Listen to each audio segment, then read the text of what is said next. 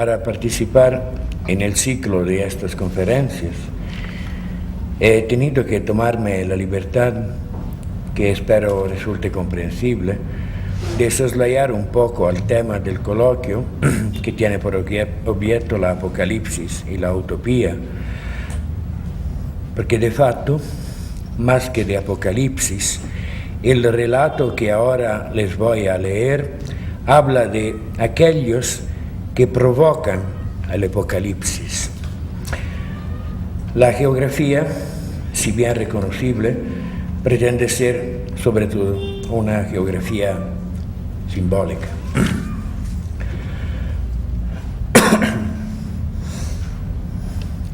El título del relato es Cuando era la Estatua de la Libertad.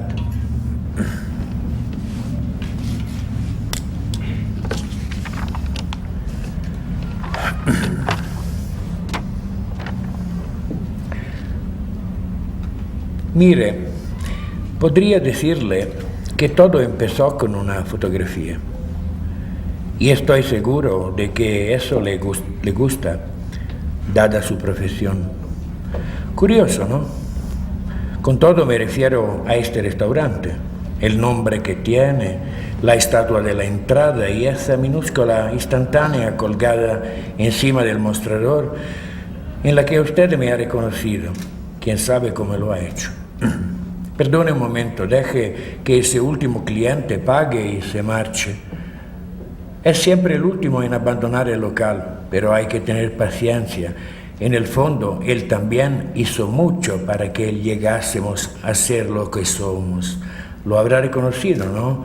Es él quien dio lustre intelectual a esta cantina. Ese libro suyo fundamental, cuyo título se ha hecho imprimir en la carta bajo la imagen de la estatua, lo escribió precisamente aquí, en este restaurante. Usted seguro que no lo ha leído, que en su país no lo han traducido, no ha sido traducido. De todas formas, está enmarcado en el escaparate, lo que han visto los ojos de la libertad.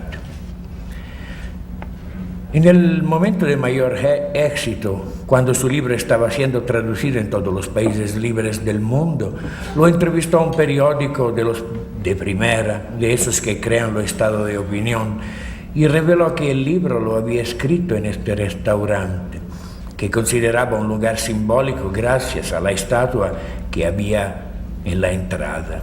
Y voilà. A partir de ese momento, la clientela comenzó a cambiar. Antes aquí venía la gente del barrio, qué sé yo, el marquista de la esquina que trabaja para los aspirantes a pintores que hacen su primer vernizaje en la parroquia, el fontanero y su familia, fíjese, era prácticamente un amigo, venía aquí todos los sábados con su Yvonne, de la que ahora, por desgracia, se ha divorciado. Se tomaban un pot-au-feu, que después se convirtió en nuestro plato más célebre, y él me llamaba Mon Petit Gérard Philippe. Hace 2 días le telefoné para arreglar un grifo, y cuando viene me llama Monsieur Claude, hablándome de usted, para que vea cómo cambia la vida.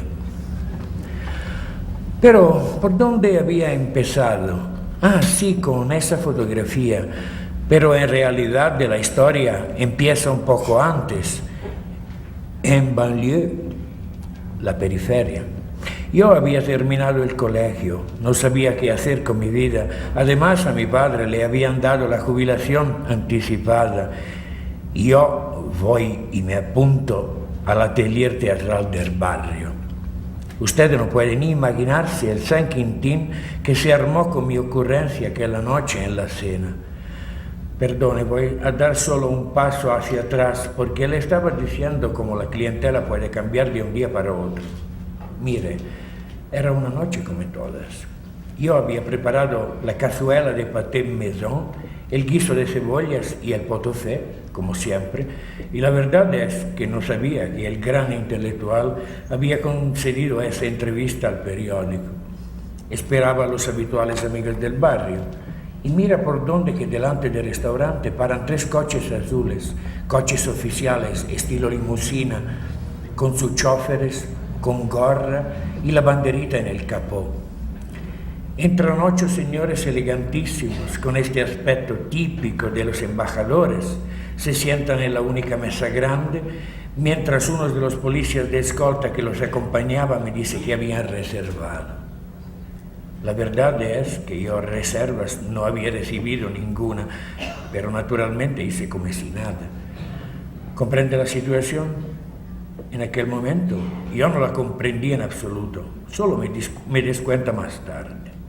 Para abreviar, era una delegación de las Naciones Unidas, pero gente de arriba, de muy arriba, de muchos países de los que cuentan de verdad en este mundo. Porque en aquel momento, en París, había una reunión internacional sobre la libertad. Francia, y como usted sabe, en lo que a eso se refiere, Francia es la reina. Esa fundamental idea moderna se la debemos a Francia, con toda modestia. Y en Francia, tanto si el gobierno es de derechas como si es de centro o de izquierda, la cuestión de la libertad no se discute, querido señor. Pero eso también es igual en su país, según dice.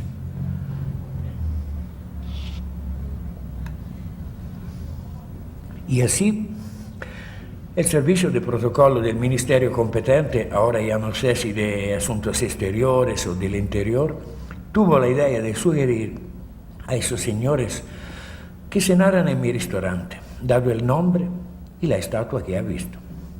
A veces a nosotros, los franceses, se nos ocurren cosas la mar de divertidas, y también a aquellos diplomáticos le pareció una idea divertida, quizá también para aligerar sus jornadas de trabajo. Menuda historia, dése usted de cuenta, estar ahí leyendo documentos de gente torturada, países en los que a los ladrones les cortan las manos, a los adúlteros otras cosas y a los escritores la lengua, porque los escritores usan la lengua, ¿no? Y a menudo tienen una lengua viperina. En resumen, que eran jornadas auténticamente de mierda, y perdone la expresión. Debo especificar que en todo caso mi potofé tuvo su importancia, porque si no les gustaba, adiós a la velada. Fuera como fuera, al final hubo un brindis con el champán que me proporciona ese pequeño productor de Reims, de quien le he hablado al servirle el aperitivo. Es un amigo de mi primo, al que no se podría definir precisamente como inteligente, pero su champán sabía hacerlo, aunque no supiera venderlo. Pues, ¿sabe qué le digo? Ahora compra el champán de un cultivador vecino y lo embotella con su etiqueta, lo que se dice el éxito.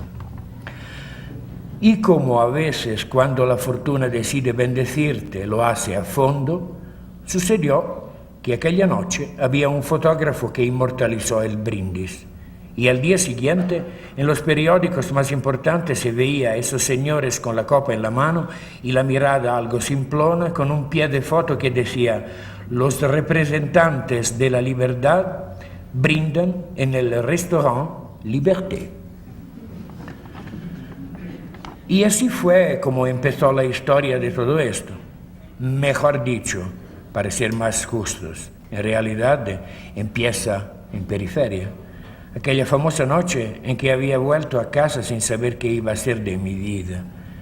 Y mi padre, allí, en la butaca, con un pulmón deshecho por la silicosis y con la jubilación anticipada además, me pregunta qué pensaba hacer. Y añade: ¿por qué no te haces bombero, Claude? Hay una convocatoria para una plaza de bombero en el ayuntamiento, lo he sabido hoy por la tarde. La verdad es extraño cómo suceden las cosas, porque le juro que yo no sabía en absoluto lo que iba a hacer.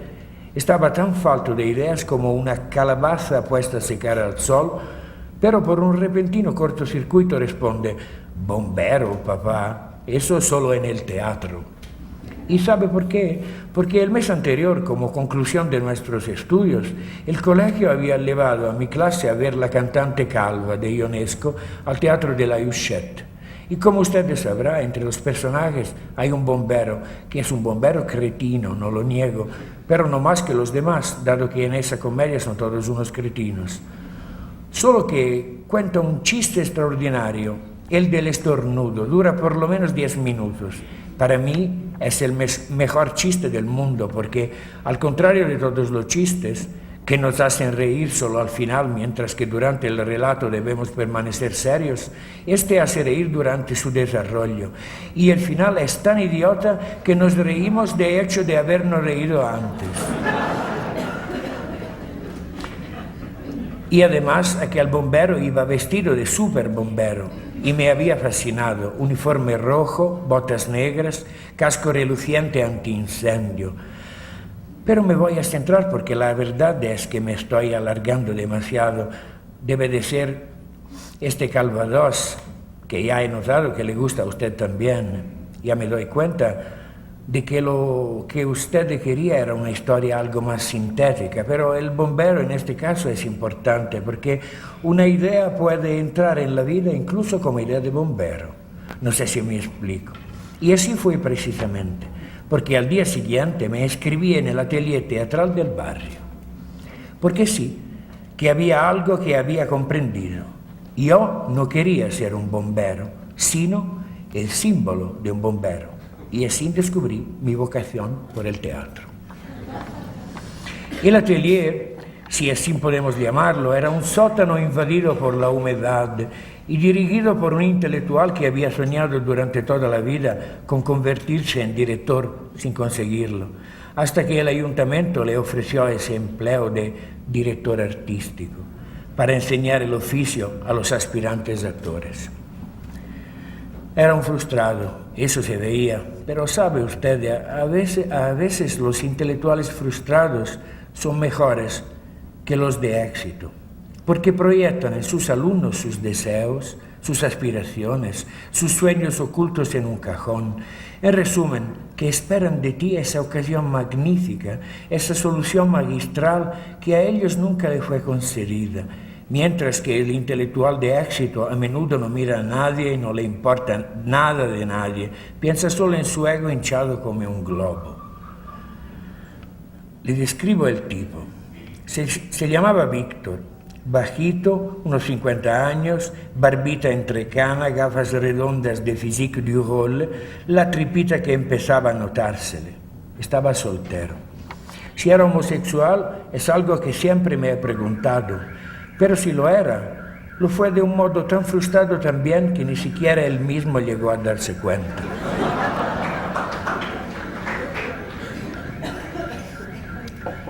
Tenga paciencia, me doy cuenta de que me alargo demasiado y de que se está haciendo tarde. Y además su avión sale mañana temprano. ¿Quiere un cigarrillo?